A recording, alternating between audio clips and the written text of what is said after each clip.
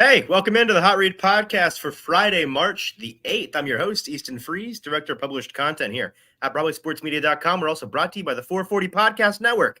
You can follow us on social media at Easton Freeze. I'm joined as always by producer JT, who you can follow on social media at JT_Ruhnke. JT, how are you? I'm good. Happy Thursday. If you're listening to this on the day after, happy Friday. Getting ready to get into some free agency. A week from now, we'll probably see a couple of new players donning the two-tone blue. So excited to jump in and speculate about who that might be.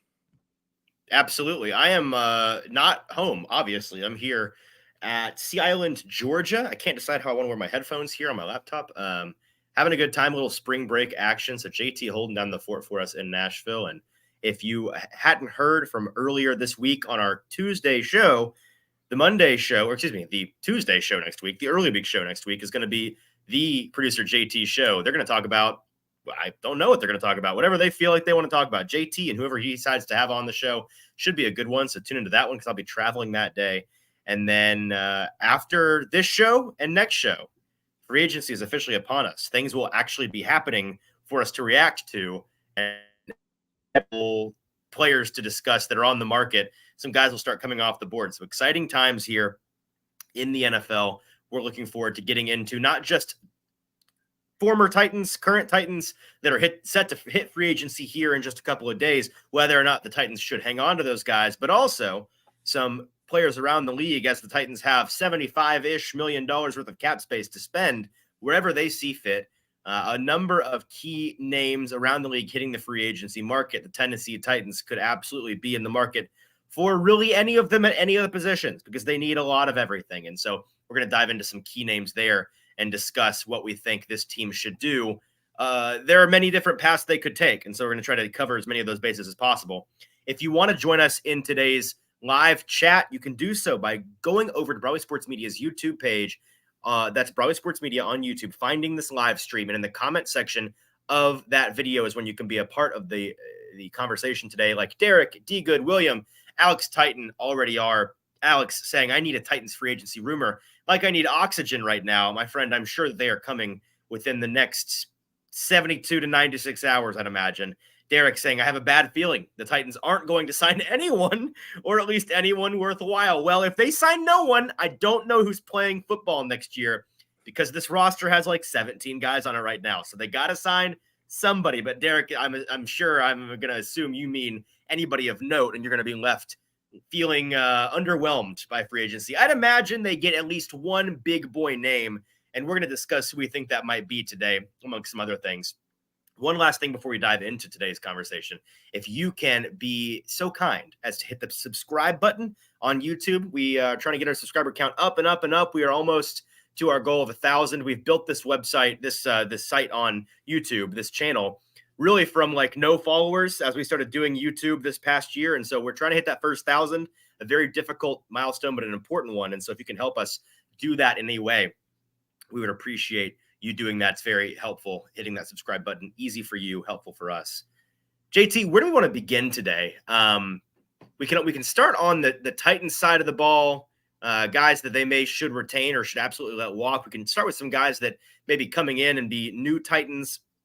Let me start us off with just some general dates to give some folks an idea of when the festivities are actually going to begin. So next Monday, the 13th at noon Eastern time, 11 Central, is when the legal tampering window is open.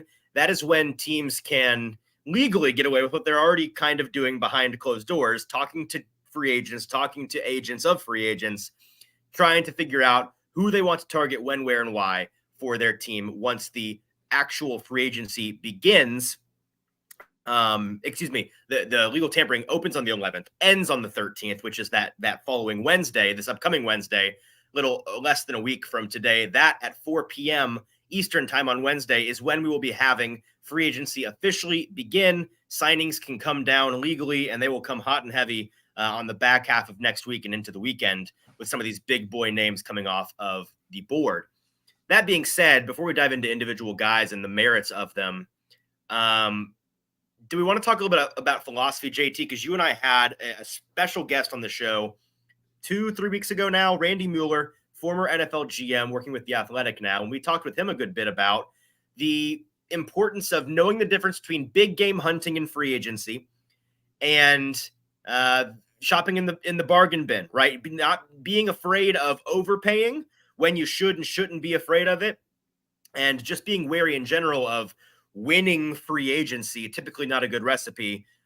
What do you want to see from a big picture standpoint from the Titans this offseason in terms of the way that they approach their needs?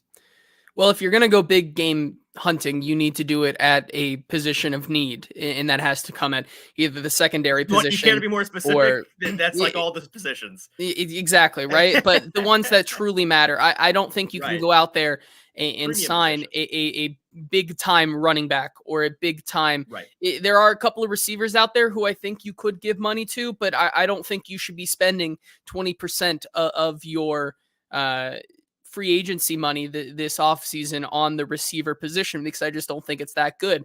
But if you look at the safety position, if you look at the linebacker position, you look at basically the entire defensive side of the ball, there are some guys out there who I would definitely be okay with signing to bigger time deals, giving them more money. But it's really going to come down to is how does this team navigate like Randy said, getting through the bargain bin and getting younger and cheaper in a hurry, because like you said, they do still need just players to field the team. And that can't always come with just paying every player top dollar to kind of build your team. You have to find some of the value. And I think that's what Rand Carthen and company are going to try to do. A fantastic observation from Randy that kind of gives you a 10,000-foot perspective on this group of free agents is that the talent is mostly on the defensive side of the ball, the value mostly on the offensive side of the ball. And that certainly rings true, that we didn't quite know what it would look like with no tags, no cuts yet when we spoke to him a couple weeks ago. But today I was looking up and down the board as we get more of an actual list of these are the guys that are really going to be available for your team to sign. And I think that's still the case. A lot of the talent is on the defensive side of the ball, but you might find the most prudent, maybe frugal is the wrong word, but like thrifty options on the offensive side of the ball. And so another thing that Randy said was, they have $75 million worth of cash to spend. He said he would be surprised and went as far as to say he would be disappointed if they spent much more than about half of that. And the more I think about it, the more I think that might be the best way to go. Now, don't get me wrong. If they have a big game guy or two that they are really zeroed in on as a guy that can be the next guy for them in a certain role, or he really fits the identity of their team, and they think he's going to be a foundational linchpin of their team, and they're willing to take that risk, don't be afraid to sign a big contract or two. But in general, I think it's going to be more about the quantity than the quality with these guys on a Titans team that, if we're being honest, not looking to be top end of competitive next year. They're not pushing all their chips into the table by any means. They are in rebuilding year one and trying to, I think their ultimate goal, figure out whether or not Will Levis is their guy for the future. And so that's something that I think we have to keep in mind. And that being said, I want to ask you along those lines, like what positions, based on what we know about the draft, based on what we know about this free agency group, I have a couple of positions in mind that I'm thinking, yeah, they really need to get this to a place where they're comfortable with it before April 23rd or whenever the draft begins. I forget the actual date. Like by mid-April, they need to be in a good place with this position and not need to come away from the draft with anybody because of X, Y, or Z. Are there any positions that stand out to you in that way with this free agent group? Yeah, I think it's the safety position because there's just too much good talent for them not to go out and get some, whether it be some of the top end guys or even bringing in maybe Kevin Byard on a reunion team friendly deal. Once again, just to build up that depth. I think especially in the secondary kind of both the cornerback and safety positions, they need to feel like they are pretty set and are, if the time and the opportunity arises where they can go best player available, maybe at that 38th pick, and they want to add a true number one corner to go with the rest of the veteran depth that they've built through the free agency class, I think that's the one that sticks out to me the most, that they need to have set in stone before the NFL draft. I think one other one that I would throw in there is the wide receiver position, and not just because of the need there, but you have to understand exactly what you're going to do and how which wide receiver you draft and how they're going to fit within that mold, because you have DeAndre Hopkins, you have Right. Treylon Burks, and you have Kyle Phillips, along with a couple of other wide receiver 4s and 5s on the roster. And I think that when you go into free agency here, what they do in free agency with the wide receiver position will be really telling to see where they're really thinking in the first 2 rounds about wide receiver. Okay, so you took this in both of the directions I wanted it to go. So that's some fantastic podcasting on your part. Let me back up real quick before we get to what you were getting at there. Them alluding to or giving us clues as to what they want to do in the draft based on free agency. Let me back up one step and say I agree with you that safety and just the secondary in general is where I would be primarily focused with free agency. For me, in particular, the positions are inside linebacker and safety. And for both of them, partially that reason is, man, the talent in this class, this draft class, just really is not there. And there is some really, I wouldn't say phenomenal, but there's a really good group of solid, NFL starting caliber players available, not just one or two guys, but who are relatively young for as free agents goes at both of those positions, absolutely in free agency. And so, the other reason is, yes, you can with some of they have 3 7th-round picks. They've got a 4th, a 5th, and a 6th. They could go get a depth guy at those positions, but we talked about the safety class, this linebacker class, maybe not being the worst in the world. Like, people are maybe underselling it a little bit, but they're pretty raw. Like, there's really not any of these guys at either of those positions in the draft where you're thinking we're going to be comfortable letting this guy be a day one starter, be a day one impact player. That's you're setting them up for failure in that way, right? That's just not something you're going to do with any of these guys, and you've got experience at those other positions. Just pulling up the list, because the safety position wasn't a crazy strength of the free agency class like 10 seconds ago, but then a million of them got cut in the last 3 days, and so now the list looks really, really impressive. I'm trying to, so here we go. Here's the safety free agent market. This is not even the whole thing. This is just the highlights, right? You got Xavier McKinney, Kyle Duggar, Justin Simmons, newly added today from Denver, Cameron Curl, Eddie Jackson, Kevin Byard, Julian Blackmon, Geno Stone, Micah Hyde, Jordan Poyer, CJ Gardner-Johnson, Quandre Diggs, Jamal Adams, Darnell Savage, Jeremy Chin, Rayshawn Jenkins, Jordan Whitehead, Tracy Walker, Jordan Fuller. That's a lot of guys that and at the safety position, like, the average fan doesn't know a ton of safeties in general. The fact that the average fan can go down that list and be like, I recognize at least half of these guys, it's because there's a lot of really talented players in this group. And so I would imagine from that list I just read you, at least one of those guys is a future Titan, not just because they need competent day one starting talent in 2024 at the safety position, but they really could, with their rebuild, I think, benefit from having a Kevin Byard style experienced veteran presence in that room, because the safety position, you want it to be that quarterback of the defense. You want them to be the most intelligent defender on the field for a couple of different reasons. It certainly helps when they understand the game better than their teammates, or as good as any of their teammates. And so I think adding one of these guys could be really, really beneficial. Before we talk about individual guys, I'll mention the other thing you said about, the wide receiver position or the tackle position. How they address those two things, I think, are really going to inform us on their philosophy going into this draft when we get to mid to late April and the cards are on the table for the Titans in free agency. We have an idea of what they desperately need to come away with in terms of valuable day one starting talent in this draft. So namely their first and second pick. If they go spend on a couple of, 2 of the 4 or 5 top wide receiver free agents, I think that's going to, if I told you, a month and a half from now, JT, the Titans have signed Calvin Ridley and they have signed, like a Darnell Mooney or a Curtis Samuel to the team. How confident are you that one of those first 2 picks is still a wide receiver? I think that changes the math entirely. I think it changes the math too. And I mean, we could even take it a step further. I think that free agency is going to be a big linchpin in all of this, because they could go out and get, a Calvin Ridley and a Darnell Mooney, and then they could go take that kind of home run swing on a guy like Mekhi Becton or something. And so now you Right. have a tackle, you have 2 wide receivers, and then all of a sudden you start to think maybe trade back, or that's when you start to think once again that Brock Bowers might make his way to Tennessee. He just sneaks his way back in there. Yep. And then we have to talk about it again. Which is why this is such a big deal. And while I don't think it happens right away, right, I think we get to next Wednesday afternoon, and I think that patience is going to be the key. I don't foresee them just going out and doing kind of like what the Jaguars did a couple of years ago and just sign away. I think they're going to try to play the market as smart as they can.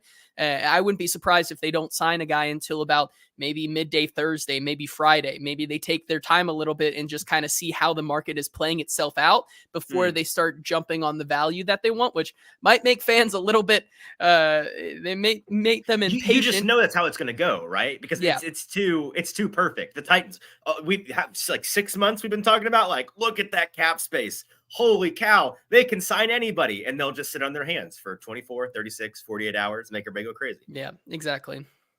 So I keep putting this off before we dive into individual guys. I've got a couple of these big, full breadth conversation topics I want us to get through first. And then I see a lot of you guys in the comments with your thoughts on certain guys. Keep them coming. If you are in the comment section over on Broadway Sports Media's YouTube page, let us know who you need to see on this team or who you will be furious if you do see on this team.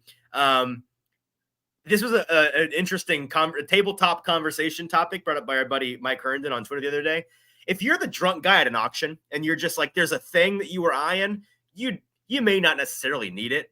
It may be ill-advised to spend as much money as you're prepared to spend on it as you know, as the value that it currently sits at. But dadgummit, you need this in your life, and you're willing to just do the irresponsible thing and do what it takes to get it.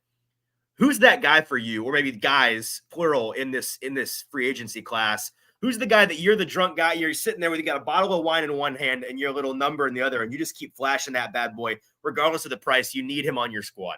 And it's already been said in here, and I think I agree with Stoney, getting Christian Wilkins in the in the room to be on the line. You could literally throw out probably a 5. You could throw one of us out on the edge there, a 5'8" white skinny dude, and it probably wouldn't matter, because if you have Jeffrey Simmons and Christian Wilkins in the middle there, there's so much attention that would have to be put to those two guys in the middle there that I don't think it matters who comes off the edge. Of course, I think that's a very ill-advised a kind of option there, because you kind of want you want, well, because it works for some teams, because you want to pair Christian Wilkins with a guy on the edge who already is that dominating threat, like a Detroit Lions or a Cleveland Browns, right? If you have a Myles Garrett or an Aiden Hutchinson, being able to spend money on Christian Wilkins like that makes your defense so much better versus maybe just throwing both of them inside in the defensive line there. That still kind of makes you a one-trick pony there by rushing from the inside, right? You still need that outside pressure that I think some people still have questions that Arden Key and Harold Landry, can they get it done? I'm not so sure. Another one that I have been playing around with in my mind, as Chef Ram brings up, Danielle Hunter. He says he likes him over Wilkins. I think that's also an interesting idea if you were to actually spend big money on a pass rusher, because you really don't need to. But if you were going to, Danielle Hunter from Minnesota, I think, is probably the best and the option that makes the most sense for the Titans to bring in there to pair with all the guys on the front 7. So those are two guys that I think, if you were going to just throw the money down on the table and go get the best player, those two are my choices. And those two exemplify this idea that, again, the talent is really on the defensive side of the ball in this free agency. I couldn't agree more with you on Christian Wilkins. Man, the things that I would do to see that guy line up next to Jeff Simmons, just, give me that. I don't care what the number is. I really do not. If they were to make a, just on paper, genuinely like, wow, great player, but that was financially irresponsible, there's just no way around it move this offseason, if Christian Wilkins was the guy we were talking about, I'd say, man, that was financially irresponsible, and I don't care at all. I love it. It's delicious. Danielle Hunter is absolutely in that conversation for me as well, although I'd imagine, I don't know, I get the impression that Danielle Hunter may have an even bigger market than a Christian Wilkins might, just because that edge rush position in general is more sought after, it feels like, and even more in high demand due to supply. That was my answer, was Christian Wilkins. I would do whatever for him. Let's transition to a guy that I know you're not necessarily banging the table for him in that way, but I think you're high on this guy potentially becoming a Titan. I'm different. I wouldn't say I'm not high, but I feel differently. So I'm going to let you explain the case for him first, and then I'll give my reservations. Patrick Queen played with Denard Wilson last year in Baltimore. He's a free agent, the number one inside linebacker option in free agency. I've heard you a couple of times say that you would really like him in two-tone blue for a couple of reasons. What are those reasons? Well, first of all, the knocks, I think, on him and why some people are a little more down on him than some others. Obviously, it's the way that he kind of took his developmental track, right? He was a first round pick, I think almost 3-4 years ago, and really didn't see good production until last year. But I think that bringing him in and pairing him with Denard Wilson, I think Denard Wilson was able to bring a lot out of Patrick Queen this past year, and finally getting kind of that field general that you're talking about that you need from an inside linebacker. He could be a cornerstone piece to put with Jeffrey Simmons and give the Titans maybe that leadership quality that they lost with Kevin Byard, and kind of bring a new kind of identity and synergy to the team. He also is just a playmaker. I understand that that's not the best trait to have. You want a guy who's consistent across the board, but if you have guys on your team like Harold Landry and Jeffrey Simmons and other guys like that, and Arden Key, and you have a guy like Patrick Queen who you may be paying the same amount as some of those guys, Patrick Queen's going to be the one who, while he may mess up sometimes and you may be shaking your head at some points during games, that's going to all change when he forces that fumble, or he gets that interception, or he makes a big time play, because that's what he's done in the last year for Denard Wilson in that Ravens team. And he kind of was a big impact player on their way to the AFC Championship game for them. So I think he's going to command a lot of money this offseason, and at that position, which isn't super premium, I think it's a hard pill to swallow. But like you said, if you saw, it's the same way for me. If I saw him get paid by the Titans, I'd be like, okay, I can live with that, you know? So I was trying to find his projected contract with Wilkins. By the way, the PFF projection is 4 years at a $25 million APY. It's like $100 million contract. They're projecting $67.5 million guaranteed. So it would be like it would be a second Jeffrey Simmons contract essentially on your books, which that's why I am preparing myself mentally and emotionally for when it doesn't happen, just because I don't think that's where they're going to really blow their entire load in that way. For Patrick Queen, the projection on PFF is, I'll find it in a minute. Here's my general thought on him. If you are getting the guy that we saw the last year and a half in Baltimore, for sure. Okay, here we go. So the projected contract, 4-year, 18 and change $million APY. So like a $72 million 4-year contract, $50 million in guarantees.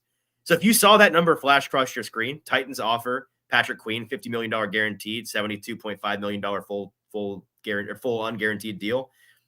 Is that an overpay that you're just okay with? Because that number would rattle me for an inside linebacker. It really would.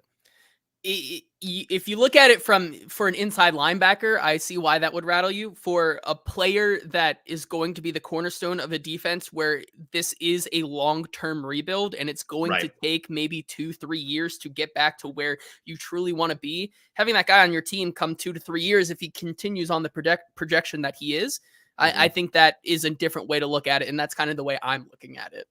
And that's, I'm with you there essentially in what you're looking for. The reason why I'll say it's not that I'm not high on Patrick Queen. It's that I am skeptical of Patrick Queen for this reason. Like you said, if you get the guy that is, who is currently on the trajectory that he's on the last year and a half in Baltimore, then that guy is to me worth $72 million, $50 million guaranteed. He really is. What I'm concerned about is, for the first 2.5 years of his rookie contract in Baltimore, he was playing every game, and he looked bad in every game. Like, he really was not living up to the hype at all, was not meeting the expectations that were set for him based on his draft stock and based on what he was in college. And then the Ravens went out and they got Roquan Smith from the Bears. They plugged him in, gave him an even bigger contract than the one that they're projecting for Patrick Queen this year.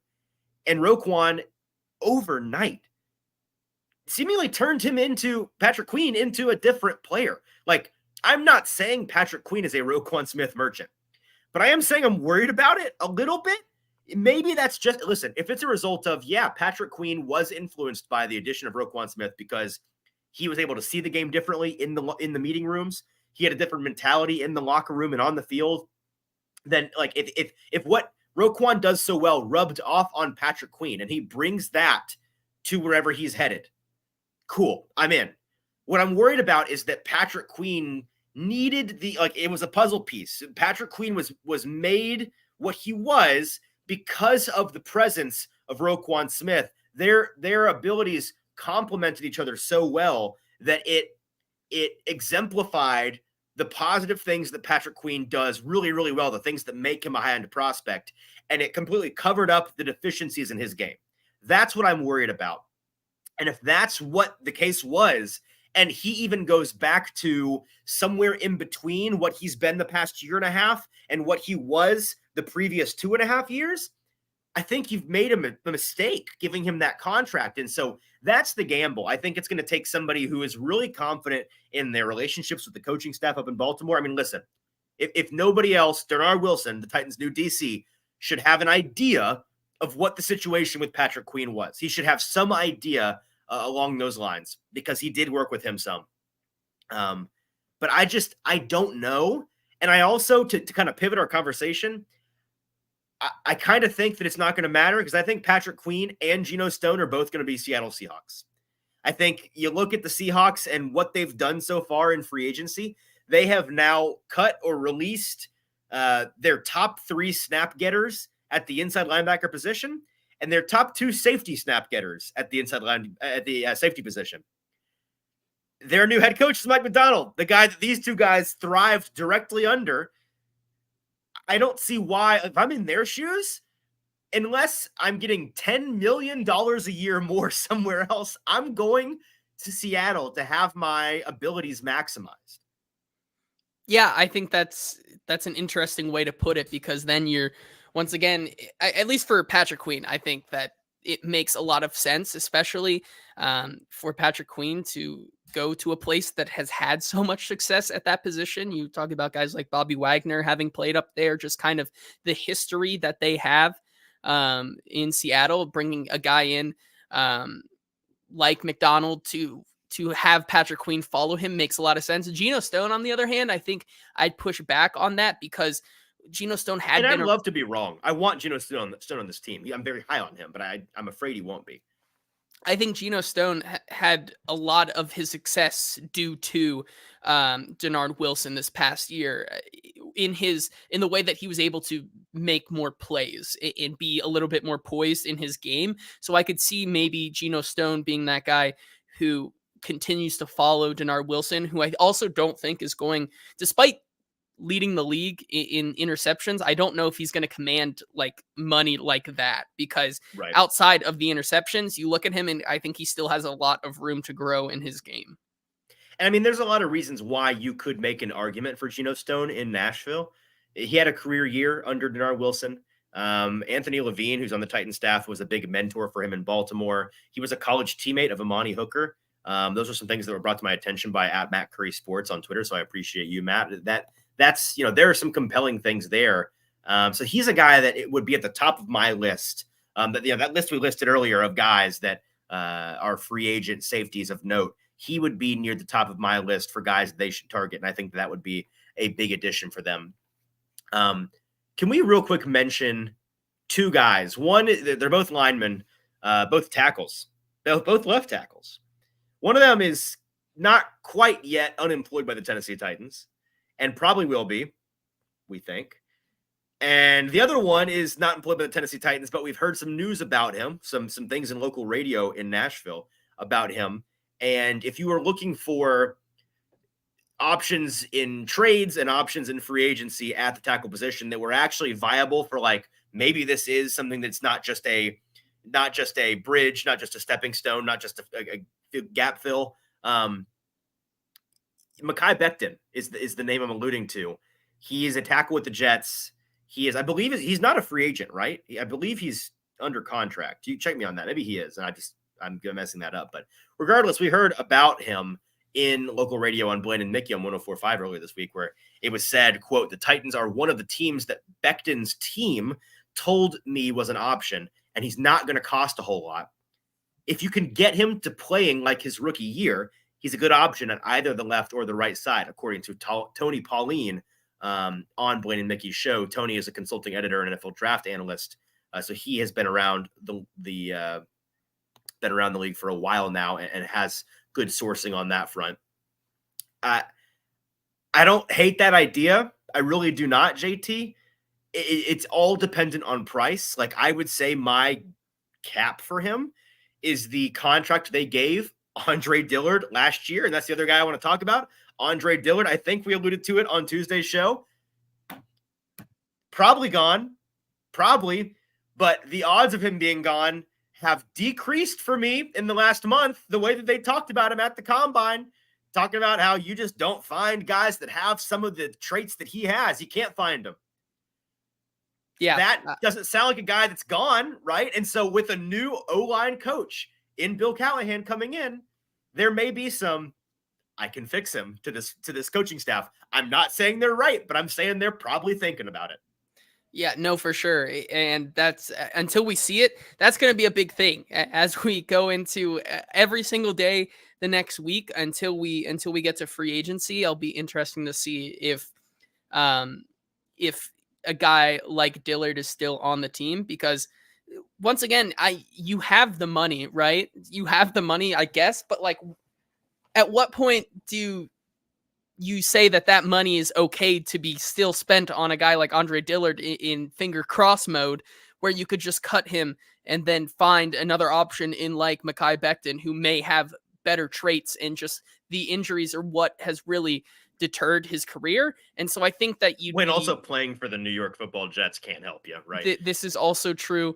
But I think I don't see what would be stopping them from taking that mentality and saying, okay, see you later, Dillard. Let's take the guy who is just like you, and we're going to use the same kind of model as kind of trying to take a home run swing here, but maybe have a little bit better success and maybe have the better odds stacked in our favor.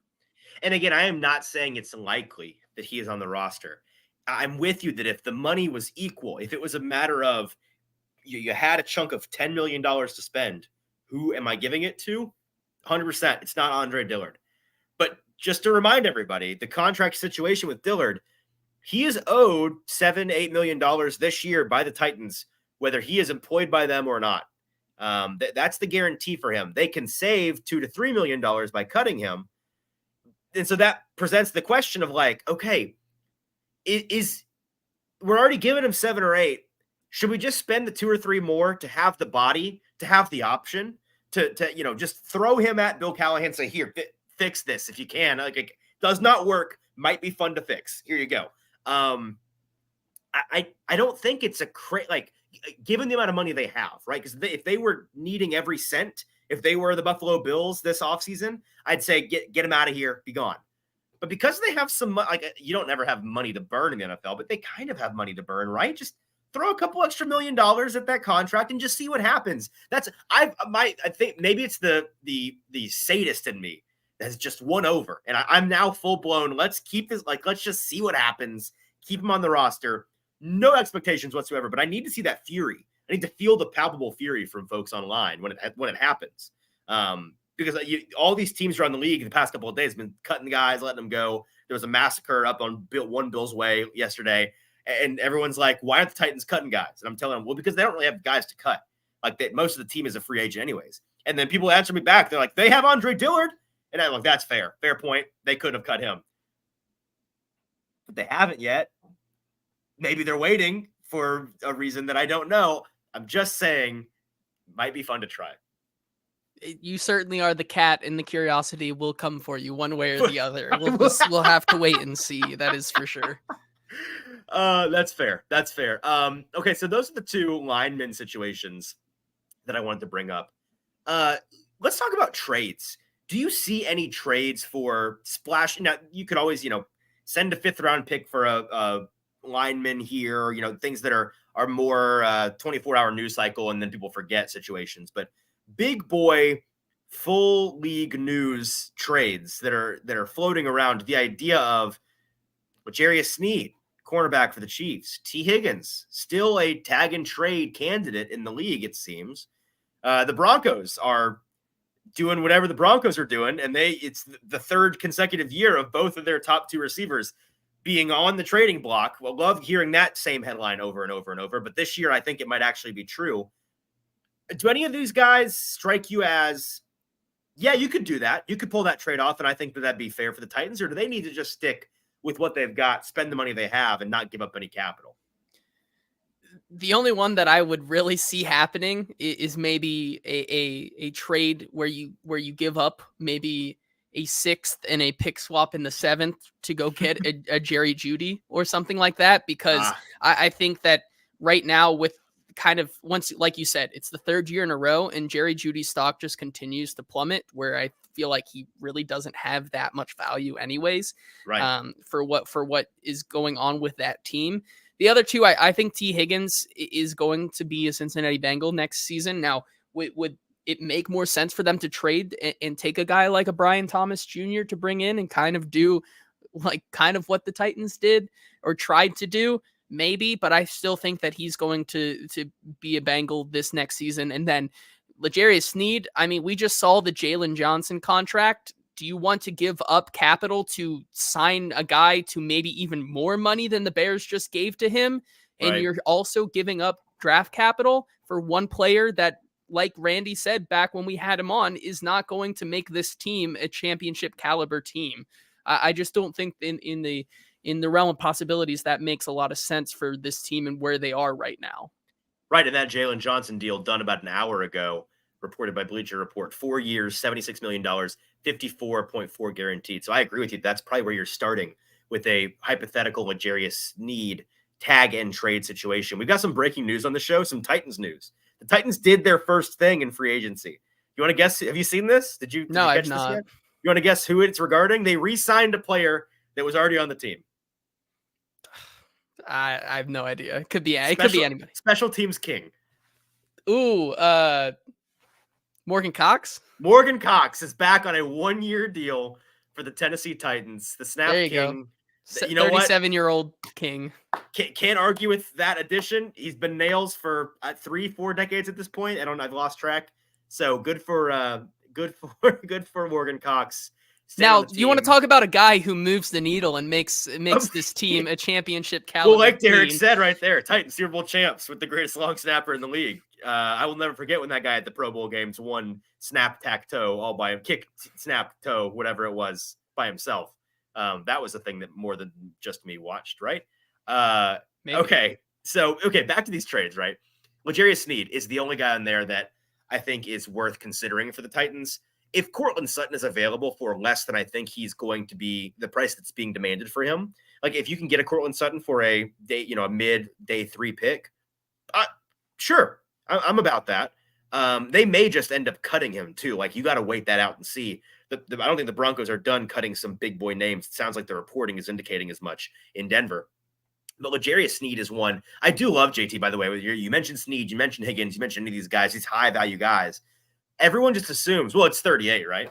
It's the 38th pick. That's what it gets it done. 38, 1-for-1. Like that seems to be everybody in their mind just thinks any player in the league can be acquired via the 38th overall pick. That being said, I think Sneed for the 38 is close-ish. It might take a little bit more than that. It might take a Sneed in one of your sevenths, a 38 in one of your sevenths for Sneed. I just don't think that's the area the Titans need to be sniffing in. If they feel it is super necessary for them, I'll tell you this, JT. If they were to do it, that would make me think very differently about how they're going to approach the draft with their non-first and second picks. Like, I'm confident they're not going corner with 1 or 2 if they make that trade. And I'd imagine they're going to, add, bring back a Sean Murphy-Bunting, add a mid to low level free agent cornerback, and just kind of try to build around a L'Jarius Sneed. But man, you got to be really confident in the guy if you pull that trigger. I would agree with you there. Yep. All right, what else to get to here? So let's look at some of the other guys in this cornerback market. We've had a couple of them come up recently. I think that there are some guys that are genuinely good options. If L'Jarius Sneed being tagged, if we're taking him off the board for the Titans and we're just looking at the guys that are truly going to be available next week for them to sign, and I'll pull up the full list here. I think that there are some guys that are worth pursuing, and I think that there's some fool's gold in here. The top of the group is a Kendall Fuller out of Washington. L'Jarius Sneed, technically out of Kansas City, is available, but not a full-blown free agent. Obviously, he's been tagged. Chidobe Awuzie out of Cincinnati. Stephon Gilmore in Dallas. Steven Nelson in Texas. Kenny Moore with Indianapolis. Yeah, it's okay. Yeah, that's pretty much. And then you get to Sean Murphy-Bunting, essentially. So those are the top guys. Do any of these guys stick out to you as just, I'm not touching that with a 10-foot pole, and here's why? I don't know if there's. I really don't think there really is a lot of guys that I wouldn't touch with the 10-foot pole. If there is one, like J.C. Jackson, like I would not go out and get him. Yeah. But on the other side of it, some of the guys that I really do like in this class that could be good fits. Chidobe Awuzie, like you said, has that Callahan connection. He's only 28 years old. Plays some pretty decent man, although he does tend to get targeted a lot, and that allows him to get beat. But I mean, the Titans have been lacking that guy on the outside who plays really good man coverage, press man a lot. You had Christian Fulton do it a lot, but at least Chidobe Awuzie was not failing more than he was, Right. So I think he could be a good fit as he continues to kind of get better. Another one I think that I really like, who also has a connection, Kendall Fuller from the Washington Commanders. He's 29, has that Chris Harris connection. He was 8th in the league for solo tackles last year with 65. I think he could be a really good option, who I think is a day one plug and play starter who has more upside than like the signing of Sean Murphy-Bunting last year. Those are two guys that I really like. Yeah, Kendall Fuller's at the top of my list of guys that I want them to genuinely pursue. A part of it is the connections he has with the Titan staff, but like you said, on the right side of 30, his projected contract from PFF, 3 years, $13.3 million a year. So like a $40 million, $25 million guarantee contract.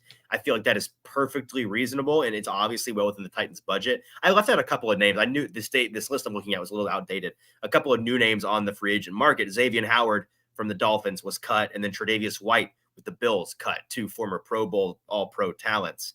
But former might be the operative word there. Those 2 are the ones that stick out to me as fool's gold in this group. I would also add Stephon Gilmore to that group for a different reason. I don't think Stephon is washed up necessarily, although towards the end of his run with Dallas last year, he started to get exposed a little bit. He plays a ton of man, like that's his game. He's going to be 34 this year, and it's just like the cliff has to be coming for him. So while his projected contract is just a 1-year, $10 million, $10 million guaranteed contract from PFF, and that's probably around the range he'll end up getting, I don't want to put all my eggs in that $10 million basket like that on a guy that you may be the one left holding the bag on him, so to speak, because he does finally just take that nosedive that we see DBs take from time to time. So Kendall Fuller is at the top of my list, and I'm with you that Chidobe Awuzie. How old is Chidobe on the right side of 30 as well? He's 28. 28. So, but yeah, Chidobe Awuzie and not Ronald Darby, although Ronald Darby also on the list of potential guys. Kendall Fuller are the 2 that really stick out to me as ones that I'd like for them to target in that way. Let's talk about Calvin Ridley. Let's talk about the wide receiver group before we get out of here.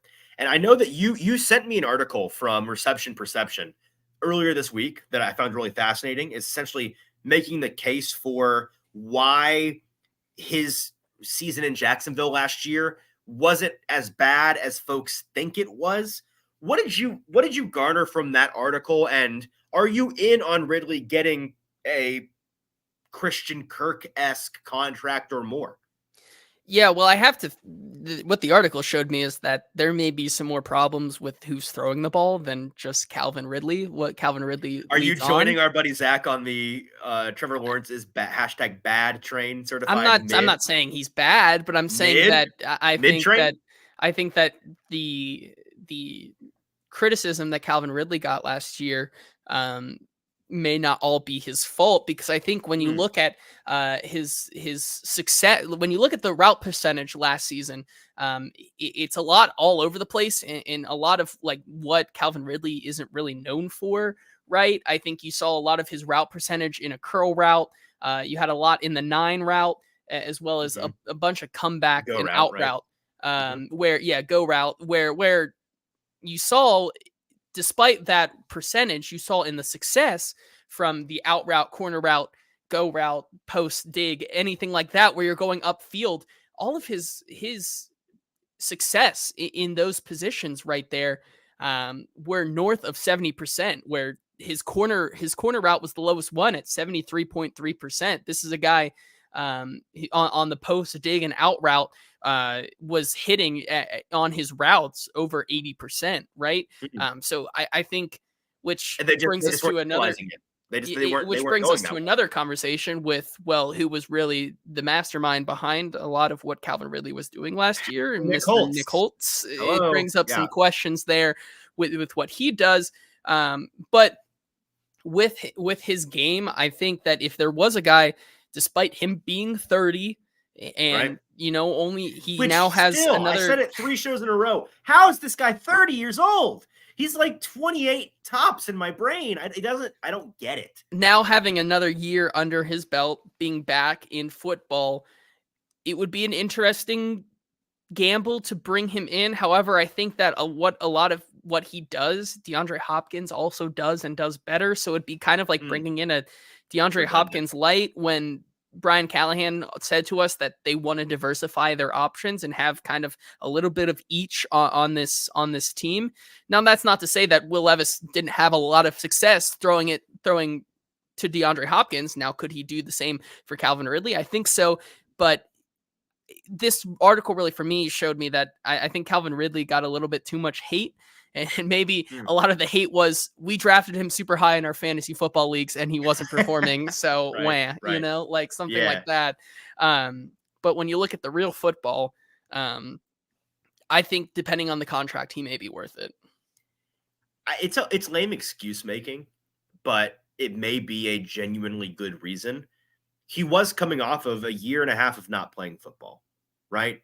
There probably was some element of rust, and I'd imagine, barring age-related, injury-related setbacks, I'd imagine he probably plays at the same level, if not better, this upcoming season, just because he's getting back in the swing of things a little bit. And so if that's part of the equation here, for me, it's all about the money. And I think that most folks in the NFL are viewing this wide receiver group, now that we've got the tags out of the way, the long-term contracts out of the way, as okay, it's Calvin Ridley and the rest of them, right? Like, I think that there is a pretty significant drop off, because then it's Calvin Ridley and you go into Darnell Mooney and Hollywood Brown and Curtis Samuel. Like that, it's really just not the same. And when that happens, it tends to just really, you can get into a hyperinflation situation with the value of that top guy, because everybody feels they need the top guy, or else you're getting a really, really poor second place. And for that reason, like, if I'm starting at the Christian Kirk contract, I'm okay with that number for him. I am. You're paying him to be a high end two. I mean, Christian Kirk was paid to be a 1, but because of the salary cap increase since then, that's really like high end wide receiver 2, 1B money. Cool. You're paying him to be that to DeAndre Hopkins. And if you end up paying him wide receiver 2-ish money, and he ends up being your 3 because you draft a Roma Dunze, or you draft a Malik Neighbors, or you draft a guy that is going to be a big part of your rotation, or DeAndre Hopkins is the 2 and you get bumped down, fine. Like that's an area where the Titans can afford to overpay. It brings me into this general idea, JT. And as I thought about this free agency group, this is where I came back to, like, trying to think about what is the Titans' primary goal this season. Is it to be as competitive as possible right away? Or is it something a little bit different, adjacent to that, but a little bit different? And I think it is different. I think it is, we need to take the big step needed to become competitive the next year. So in 2025, let's be all in then. But most importantly, we need to know definitively, based on this season, whether or not Will Levis is the guy. And in order for them to do that without a shadow of a doubt, I think they have to be really, really solid at worst, either on the receiving front or on the protection front. If he has real problems every other game with one or the other or both, all season long, there's going to be some shadow of a doubt in a lot of people's minds, and you're not going to know for sure. So if they need to overpay and have a DeAndre Hopkins, spend too much money on a 2-3 year deal for Calvin Ridley, and you don't quite ever get what you paid for in that way, and they go and draft a Roma Dunze, and they've got just bang, bang, bang, there's no excuses with your pass-catching talent. We've got you dudes. I'm okay with that because it gives me the ability to say, yes, Will Levis is the guy, or it's time for them to look elsewhere. Yeah, I think so. It really will be interesting to see, like you said, if they were to draft or sign a Calvin Ridley, would they still go back to that well and get the stalwart number one guy of the future, or kind of try to kill two birds with one stone and go with Calvin Ridley and maybe a smaller option like a Tyler Boyd, and then go left tackle and kind of try to kind of fill both needs. In that way, you have no questions asked. Let's see what Will Levis has got in the tank. Before we get out of here, do we have some comments we should get to today, or are we do have a lot of comments with a lot of people who have some thoughts today. Let's hear 'em. Alex Titan says either offensive line or DBs need overhauled before the draft. I would say that. How are you overhauling O-line though? Like, are you bringing in Mike Onwenu from New England and just praying he can be a tackle, which I think is foolish? You're going and getting Mekhi Becton. Like, are there players available to you? Let me ask you this, JT. Are there players out there where money, no object, number of players added, no object, you're comfortable with the Titans offensive line going into the draft, having, like, we don't need a draft a lineman high. We're set if we get nobody. I mean, could you make an argument that if you signed like Mitch Morse and then brought in a Mekhi Becton and then maybe brought in an Onwenu, like bring in all three guys? That's and you just spend all your money Yep. on linemen that may or may not work. I think that that's that tough. would be the only way to do it. I guess you're right. I still don't like it. I'm unhappy if that happens, but I guess you're right. So fair enough. Like, that's the only way that would happen, probably. I don't. And you mentioned Mitch Morris. You mean as a center, correct? Yes. So we can keep going through questions here in a second, but I want to ask you: center is a position we kind of neglected here. I didn't list it at. I think a lot of people in our media market would list center as one of the positions the Titans need to address in free agency, and they certainly can. There's some guys out there that are available that you can do that with for sure. I'd be fine with them trying to address it in the draft because it's a really phenomenal group of centers in this draft, and they're going to come off the board later than the tackles. Like, there are going to be some decent center options for you late day 2, early day 3. And so if they go into the draft explicitly, like, we're going to get a guy, like, it's not on a if they're there list, it's on our to-do list, then I'm okay with that a little bit. I think you have to address it one way or the other. You can't go back into the season with Aaron Brewer and Corey Levin and just try to figure it out again, right? I don't think, unlike having the raw athletic traits that an Andre Dillard has, Aaron Brewer and Corey Levin do not, which I think is the raw unathletic traits. Moving on here, Chef Rand says Darnell Mooney is my guy, who I think would be an interesting one to bring in. I think there has been talk that a lot of front offices are a lot higher on him than maybe the consensus media and common fan is. I don't mind a Darnell Mooney. I mind an overpay of a Darnell Mooney. That's all. And to that, Kenneth also says, is it telling when the only quality receiver to get is Calvin Ridley this go around? And I think if it's more telling of that's how the franchise tag works, and maybe not to get overly excited before all of that goes down in the offseason. I think that's maybe the way to look at it. Chef Ran also says Denard Wilson got to be bricked up looking at secondary options, saying also that he played safety too. That's low key his best position. So could be where Denard Wilson kind of bangs his fist on the table and says, that's where we need to go to get our guys. Can we stop real quick on the receivers? Because I pulled up the projected contracts for both of those guys. Ridley, if this is the number, Titans should mail the check today. 3 years, $18.5 million APY, $55.5 million total, 32 and change guarantee. I'm cool with that, man. I'm fine with that contract for him. I just don't see it. I think he's going to get like $45, $50 million guaranteed by somebody because of that inflation of him being, like Kenneth said, the only value addition on the wide receiver market. With Darnell Mooney in contrast, his projection is 1 year, $9 million. If that's really the number, I'm really fine with that. A multi-year deal with like 13 guaranteed, I'm out on that idea. But if you can get a 1 year prove it flyer deal with Darnell Mooney, I've got no issue with that.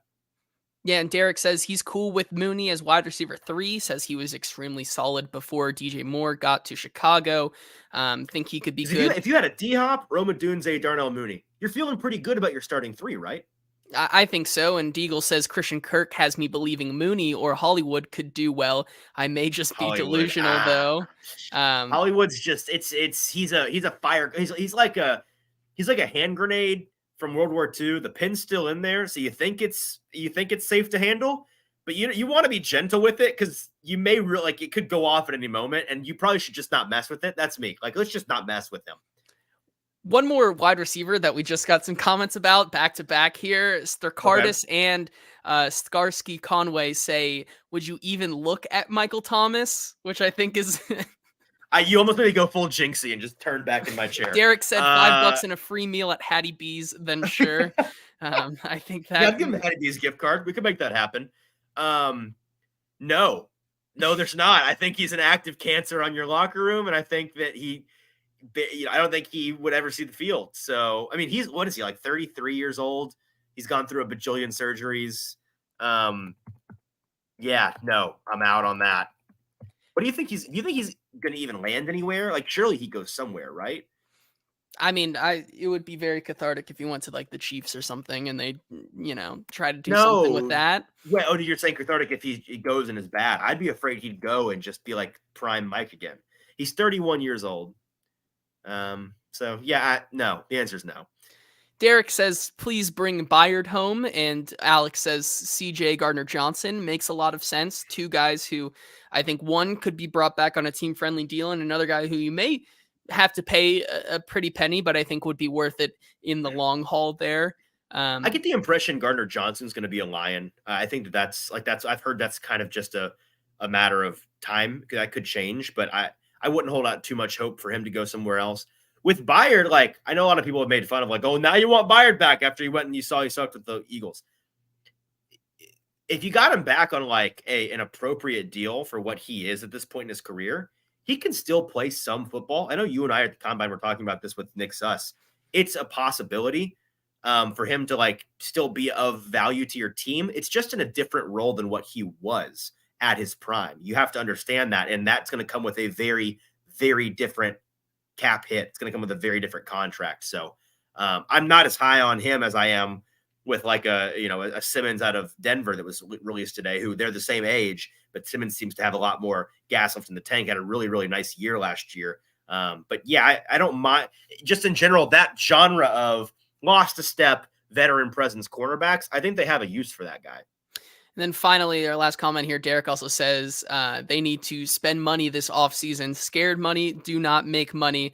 And Alex says if Callahan can save Dillard, then I fully expect Bill is able to walk on water, which I would agree to. That's a fact, I believe. If that's the rule. you're a celestial being. You are not of this world if you can do that. Okay, is that all we have today? Are we That's done? all we have today. Yep. Let's get to the weekend then, guys. We appreciate you all being with us. I'm gonna go enjoy my spring break. JT, you go enjoy a Friday night or a Thursday night. Feels like a Friday night. Go enjoy a Thursday night and then go enjoy a Friday night. Have you 2 nights, my friend. We are the Hot Read Podcast. We'll be back next week. Well, not we. JT will be back next week on Tuesday doing a show like an hour or two, or actually, just kidding. One day, I keep thinking it's Monday. One day after the legal tampering period has begun, and one day before free agency fully begins. So you'll get a 24-hour last call free agency episode from JT. Have you even thought through what people should expect, or you're gonna decide that later? I'm in the lab. I'm cooking. All right, he's cooking. All right, so, fair enough. So yep. you're gonna have to just tune in to find out what JT's cooking for you.